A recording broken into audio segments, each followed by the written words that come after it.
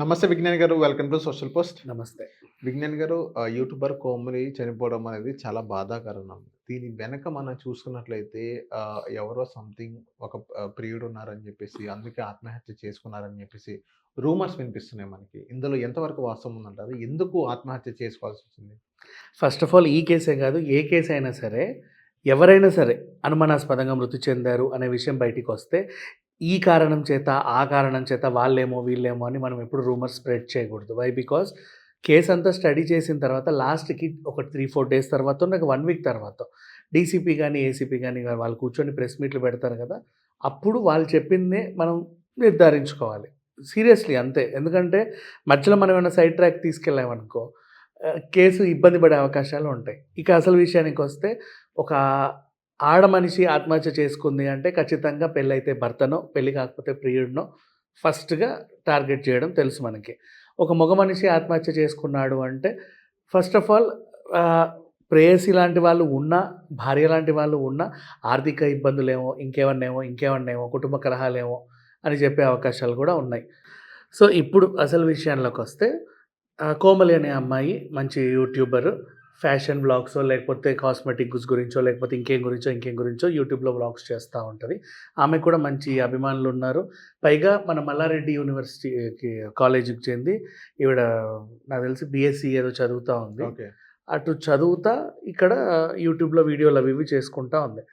And YouTuber లాగా సాటి YouTuber, ఇంకొక యూట్యూబర్ అఖిల్ రెడ్డి అనే ఆయన పరిచయం అయ్యాడు. వీళ్ళిద్దరు కొన్నాళ్ళు ప్రేమించుకున్నారు. ఆ తర్వాత ఏవో కొన్ని కారణాల వల్ల బ్రేకప్ అయ్యింది. ఈ బ్రేకప్ అయ్యి చాలా రోజుల ముందే ఈ అమ్మాయి కూడా కొంచెం మనస్తాపం చెంది ఇలాంటిదే ఏదో తలపెడితే కుటుంబ సభ్యులు వద్దమ్మా ఇది పద్ధతి కాదని ఆపారు. ఇది రెండో అటెంప్ట్. ఈసారి ఈ అమ్మాయి ప్రాణం లేదు యాక్చువల్‌గా చెప్పాలి అంటే. అంటే ఎందుకు మరీ అంత ఆత్మహత్య చేసుకోవాల్సినంత అవసరం ఏముంది సార్? అంటే పక్క నుంచి ఫ్రెండ్స్ కూడా ఏదో ఒక దగ్గరోళ్ళు చాలామందుంటారు. వాళ్ళు కాంప్రమైజ్ ఇన్ ద సెన్స్ ఇలా నచ్చ చెప్పే ఉద్దేశం అలా చేసుకోకూడదు. అలా కూడా లేదంట. అంత సెన్సిటివ్ అంటారా? మనకి ఇవాళ రేపు ఏముందంటే, స్నేహితులు అన్నావు కదా! స్నేహమాంద్యం, ఫ్రెండ్స్ రిసిషన్, ఎక్కడ స్నేహితులు ఉండాలి. కడుపులో ఉన్న బాధ అంతా పంచుకునే ఫ్రెండ్స్ ఎవరికీ లేడు ఈ రోజుల్లో. వాట్సాప్‌లలో చూసి హిహిహి అనుకోవడమే తప్పితే వేరే ఫ్రెండ్స్ ఎవరు లేరు. చైల్డ్‌హుడ్ ఫ్రెండ్సో, ఇంకెవరో. ప్రాణమిత్రుడు అంటే మనం సినిమాలలో చూడడమే, నిజంగా బయట జనాల్లో కనపడట్ల. అయితే లోపల బాధ ఎవరు చెప్పుకోవట్ల. ఇప్పుడు మన గట్కేసరి ఇన్సిడెంట్ అయినా అంతే. ఆమెకి ఏమై చనిపోయిందో ఎవరికీ తెలీదు. ఎవరికన్నా చెప్పుకుంటే బాధ నుంచి బయటికొస్తారు. బట్ ఈ మధ్య కాలంలో ఎవరేం చెప్పుకోవట్లా. బట్ ఈ అమ్మాయి మాత్రం ఇక్కడే చిత్రపురి కాలనీలో ఉంటుంది, మణికొండలో. అండ్ రాయదుర్గం పోలీస్ స్టేషన్‌లో కేసయితే రిజిస్టర్ చేశారు. అండ్ వాళ్ళు అనుమానాస్పద మృతిగా అనుమానించి ఆమె ఫోన్ డేటా ఇంకేమన్నా అయిందా? అంతకుముందు ఎవరన్నా ఫోన్ చేశారా? ఆర్థికంగా ఏమన్నా ఇబ్బందులున్నాయా? ఎవరన్నా వేధించారా?